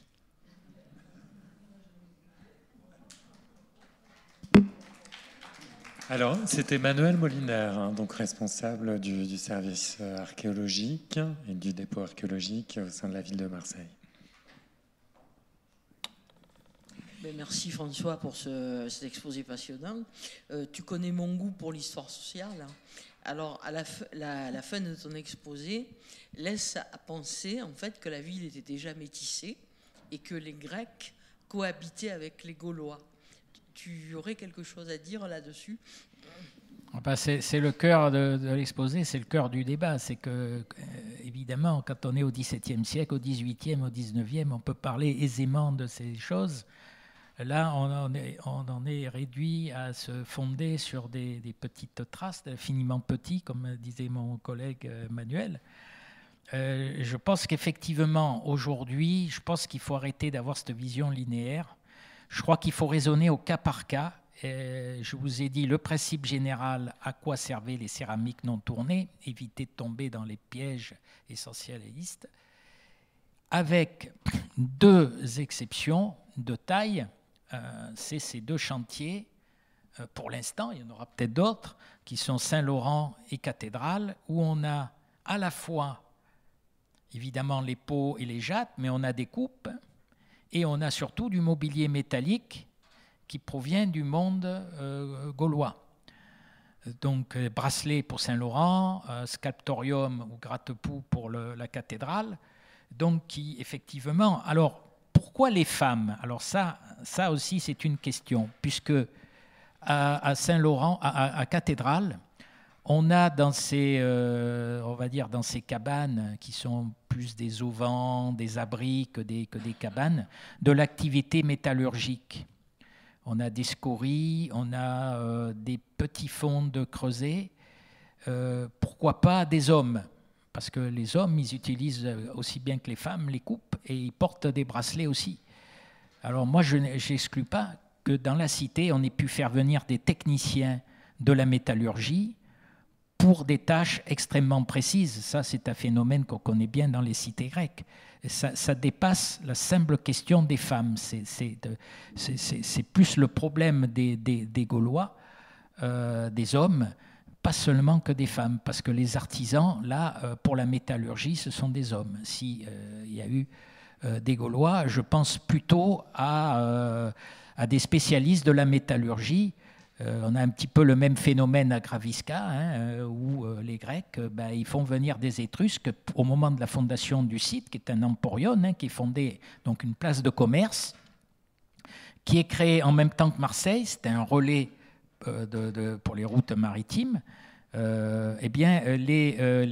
Grecs qui s'installent à Gravisca, ils font venir des Étrusques pour la métallurgie du fer.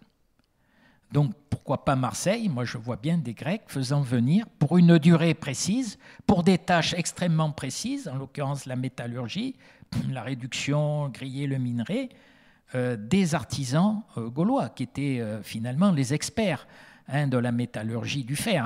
Ce n'est pas pour rien si on appelle l'âge du fer. Voilà. Moi, j'ai 3 remarques, s'il vous plaît. La première, c'est de vous remercier pour la précision, mais c'est un peu un thème à la mode aussi, de cette coopération avec la population locale. Mais il me semble que c'est déjà la légende elle-même qui nous le dit. L'arrivée des Grecs, Protis et Égyptis, bon, est-ce que ça, c'est un premier constat? La deuxième chose, c'est les emporiums ou les comptoirs de Marseille. On ne parlait pas de... Enfin, on ne peut pas parler de tout en même temps, mais de ce rayonnement de Marseille dans l'histoire que je puisse me souvenir, notamment Antibes, où on est content de s'être débarrassé de la présence des Marseillais à un moment donné dans le musée d'Antibes. Est-ce que ce sont des comptoirs qui étaient vraiment des masses à diète? Et puis, juste un mot pour Saint-Blaise. César est venu attaquer cette grande cité, comme on le sait, assiéger la cité. Il n'a pas assiégé Saint-Blaise. C'était une remarque, c'est tout. Alors, si vous me permettez de répondre, il n'a pas assiégé Saint-Blaise parce que Saint-Blaise était déjà détruite à ce moment-là, tout simplement. Donc, c'était pas la peine. Voilà, ça c'est une réponse facile. Après les comptoirs, on a vraisemblablement, on est dans une époque postérieure. On n'est plus dans la période archaïque. Si on parle d'Antibes. On sait, par exemple, grâce aux lieux de culte, ces lieux de culte étaient fréquentés dans les environs de la Capte. Je pense à la Capte, cette petite falaise au pied de laquelle on a retrouvé des milliers d'offrandes et des tessons de céramique campanienne à vernis noir qui étaient couverts de graffitis avec des noms à la fois celtes et à la fois grecs. Donc là, il y a bien ce métissage, cette fréquentation des lieux de culte. Alors après, dans la cité, par exemple pour Olbia, dont Michel nous a parlé lors du colloque de Jean-Noël Brett, il n'y a pas, à ma connaissance, d'éléments qui permettent de dire qu'il y avait des Gaulois dans le comptoir d'Olbia. C'est vraisemblable, hein, parce qu'un comptoir, c'est le commerce, c'est les échanges, donc on comprendrait plus facilement. Mais Olbia, c'était aussi une cité, hein, et une cité modèle marseillais, c'est-à-dire très strict, très fermé. Je ne sais pas, je n'ai pas d'éléments de réponse. Quant à Antibes, on connaît trop peu de choses d'Antibes pour pouvoir en parler, savoir s'il y avait des Gaulois. Mais c'est le même phénomène, hein, que Marseille. Vous avez de la vaisselle grecque tournée et vous avez des céramiques de cuisine gauloises. Là aussi, on utilise des pots gaulois, mais on ne peut pas aller au-delà de ce constat, quoi.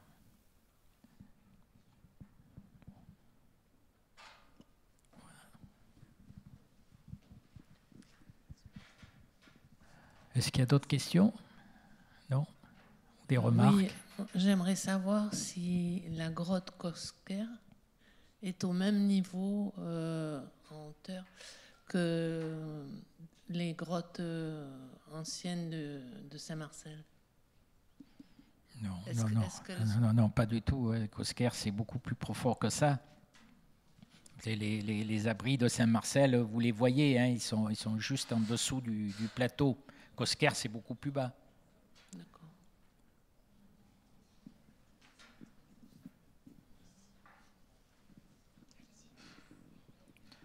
Voilà. J'avais une petite question, merci pour votre présentation. J'avais une petite question pour savoir si les Gaulois naviguaient en Grèce. Si les Gaulois naviguaient en Grèce? Je ne sais pas.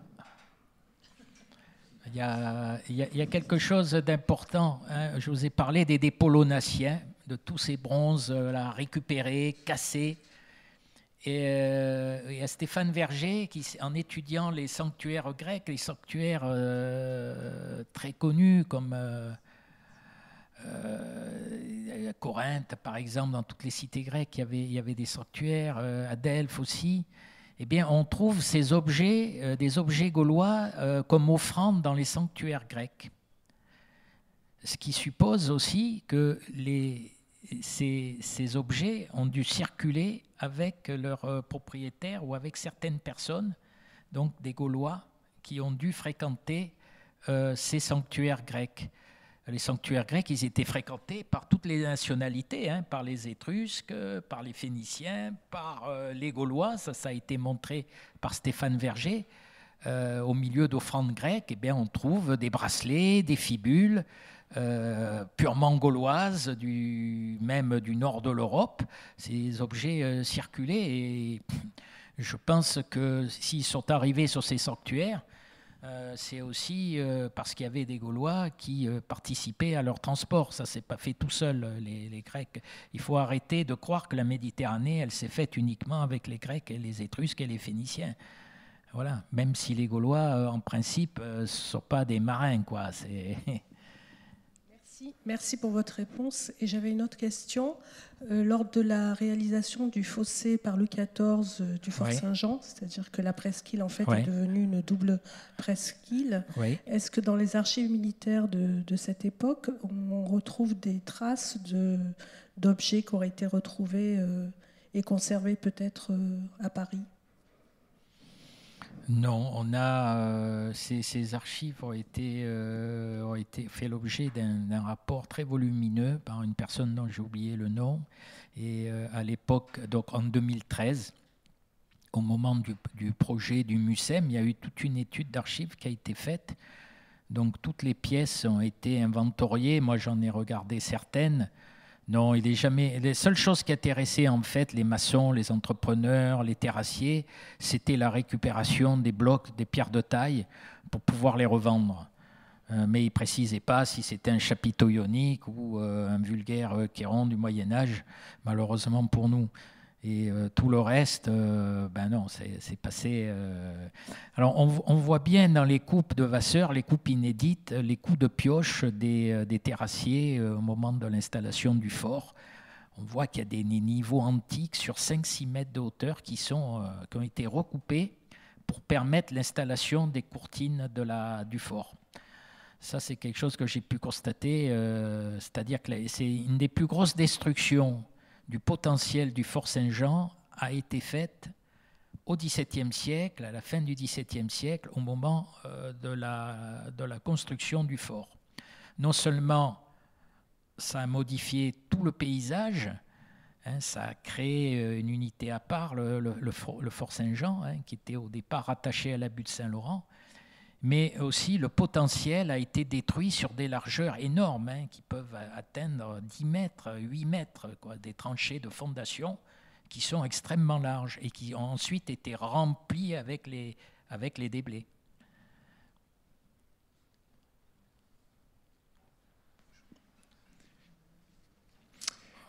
Voilà. Peut-être encore une question, c'est ça? Je sais pas. Moi, ce qui me chagrine quand je visite le musée d'histoire à côté, là, c'est que la tête d'Artémis, de la statue d'Artémis, on ne voit pas la statue voilà, pour avoir une idée de ce que pouvait être la beauté de cette déesse grecque. Ça, il faut aller à Arles. Hein. Je pense qu'après la capitulation de Marseille, je pense que certains objets d'art ont dû partir à Arles. Hein.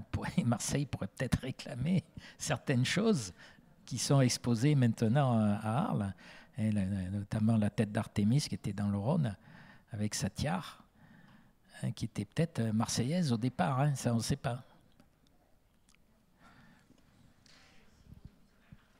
Bon, ben écoutez... Ah, oui, pardon.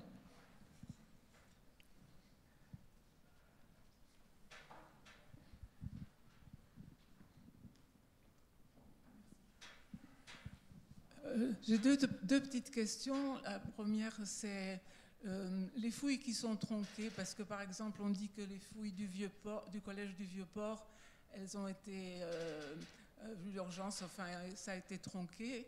On parle aussi d'un temple.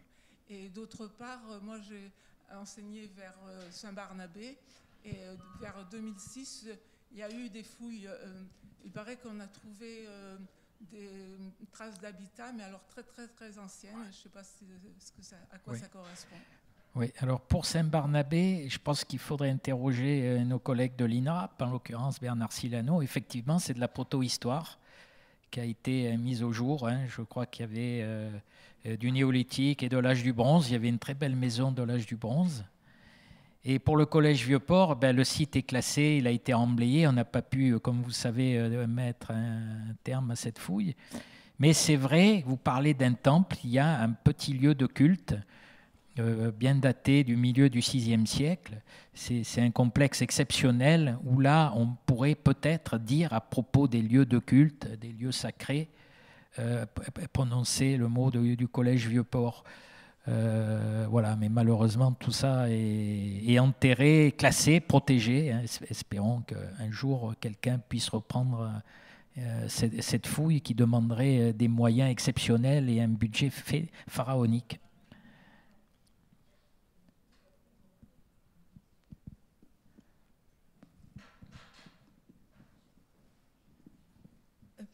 Au VIIe siècle, si je ne me trompe, Fossé était une cité de commerçants qui avaient envie un petit peu de s'installer sur certains pourtours de la mer Méditerranée, peut-être même qui étaient fascinés par les colonnes d'Hercule. J'ai entendu parler aussi près de Fossé de Samos, d'un commerçant qui avait trouvé un royaume plein d'or, Tartessos. Et donc ça devait faire partie de la vie de ces gens, de s'installer, de créer des comptoirs et en sympathie avec les gens. Ils s'arrêtent à Rome, ils voient le roi Tarquinius, je crois. Et on peut comprendre que dans cette première fondation, il y ait eu un rapport d'amitié recherché. Oui, tout à fait. C'est une des spécificités de ces phocéens, de ces marins, de ces pirates, de pratiquer l'emporia, donc de se mettre bien avec les autochtones. Ce sont des marins, hein, mais il y a quelque chose aussi qu'il faut dire, c'est que lorsqu'ils quittent Fossé, Fossé n'est pas détruite. La pression qu'on attribue aux voisins, elle est là aussi presque légendaire, puisque les fouilles démontrent le contraire. Les archéologues de ces 5 dernières années ont pu montrer que Fossé est florissante jusqu'au milieu du VIe siècle, où là, après, effectivement, il y a une destruction en 546, etc. Les choses se gâtent. Même si on n'a pas les niveaux de destruction, on a un ralentissement de l'activité. Mais pendant toute la première moitié du VIe siècle et au début du VIe siècle, Fossé, c'est une cité en plein développement, qui est en train de dépasser les autres métropoles, hein, y compris Samos. Donc vous avez un rempart qui fait, je ne sais plus combien, 5 km de long. On dit c'est avec l'argent du roi Archantonios, Tartessos, que les Phocéens ont pu bâtir cette enceinte. Alors le fait est que cette enceinte, elle date du début du VIe siècle. Alors pourquoi les Phocéens partent à ce moment-là, c'est aussi une énigme. Il n'y a pas la pression, il n'y a pas la guerre, il n'y a pas la misère, il n'y a pas la peste. Donc pourquoi ils décident de quitter Fossé à ce moment-là? En tout cas, la première vague, la deuxième vague, on la comprend bien. Mais la première, voilà, elle reste encore à expliciter d'un point de vue historique, en fonction de la conjoncture, etc.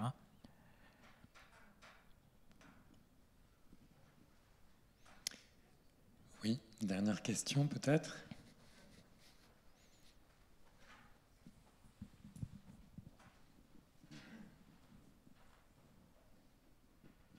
À la place Jules Verne, on m'a toujours dit qu'il y avait un bateau qui avait été trouvé. Vous le confirmez ou pas du tout? Oh, pas qu'un. Hein. Il y a des bateaux qui s'étalent entre le milieu la fin du VIe et le IIIe siècle après Jésus-Christ. En tout cas, il y a deux bateaux grecs, oui, de la période archaïque, qui sont présentés d'ailleurs dans les salles du musée. Qu'est-ce que ça dit, ces bateaux? Ça veut dire qu'ils viennent d'où? Est-ce qu'on a pu savoir en analysant le bois? Ce sont très probablement des navires massaliettes, hein, au vu de leur architecture navale. Du reste, ça a été longuement présenté au moment du colloque. Il est vraisemblable que ces navires aient pu être faits à Marseille. Hein. C'est pas la peine d'aller les chercher au fin fond de la Méditerranée. Les architectes qui bâtissaient les Phocéens, ce sont des marins. Et donc, ils possédaient parfaitement des technologies navales. Donc, on peut imaginer que dès cette période, au VIe siècle, il y a eu des arsenaux, il y a eu des chantiers navals qui sont attestés à Jules Verne pour des périodes un petit peu postérieures, mais qui devaient très certainement exister à ce moment-là, au VIe siècle. Hein. Moi, je les vois volontiers massaliettes, ces bateaux.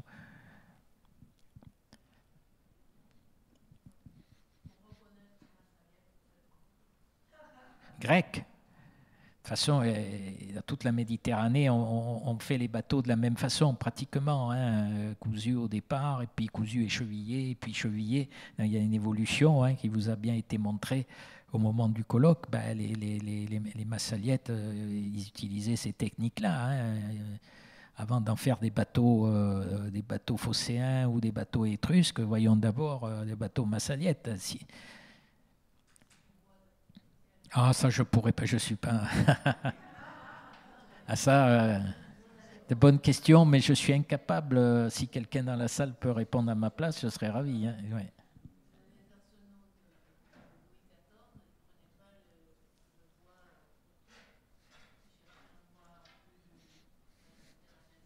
Ah, tout à fait. Bon, ben écoute, Lucien François, merci beaucoup. Vraiment, c'était passionnant. Peut-être, je dis un mot donc sur les prochains rendez-vous. Alors, dès demain, en fait, donc on change tout à fait d'époque.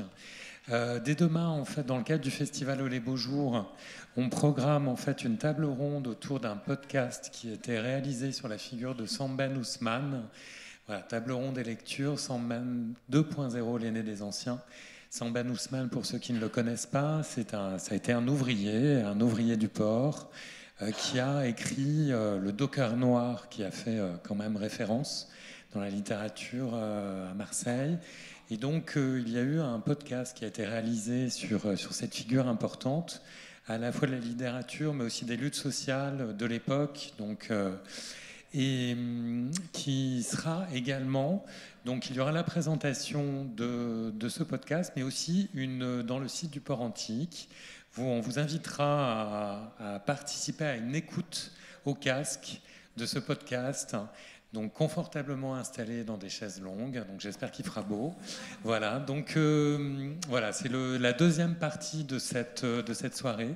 Donc le cinéma pour l'oreille, on écoute sous casque. Donc d'abord une table ronde pour expliciter un peu ce travail et notamment cette figure importante, encore une fois, de la littérature. Et ensuite l'écoute dans le site du Port Antique. Ensuite, vous aurez donc, et là on revient à des thématiques archéologiques, et dans le cadre des Journées européennes de l'archéologie, sachez que donc du 10 juin jusqu'au 16 juin, si je ne m'abuse, on organisera tout un ensemble de programmations, et notamment une conférence qui sera proposée par Nicolas Veders, donc un habitat de l'âge du bronze sur les rives de l'Uvonne à Marseille. Donc c'est un site qui a été fouillé en 2024 et qui va être les recherches vont être justement dévoilées, diffusées dans le cadre de cette conférence qui sera donc proposée le mardi 10 juin à 18h. Et 2 jours après, il y aura une autre conférence, et donc Manuel pourra peut-être aussi en parler. Donc justement, on revient sur Marseille et sur les fouilles qui ont été opérées à Marseille du 6e siècle avant Jésus-Christ jusqu'au 7e siècle avant Jésus-Christ.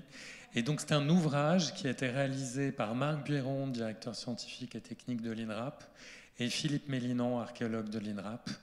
Voilà, et qui présenteront donc cet ouvrage et donc qui aborderont bien sûr les fouilles à Marseille à cette époque. Voilà, je m'arrête là, mais il y aura d'autres, bien sûr, rendez-vous. Et je vous invite à la fois à consulter donc, le site du musée d'histoire. Et je crois, je le dis à chaque fois, je pense que vous recevez la newsletter, mais si vous ne la recevez pas, vous pouvez vous inscrire votre mail à l'accueil du musée. Merci.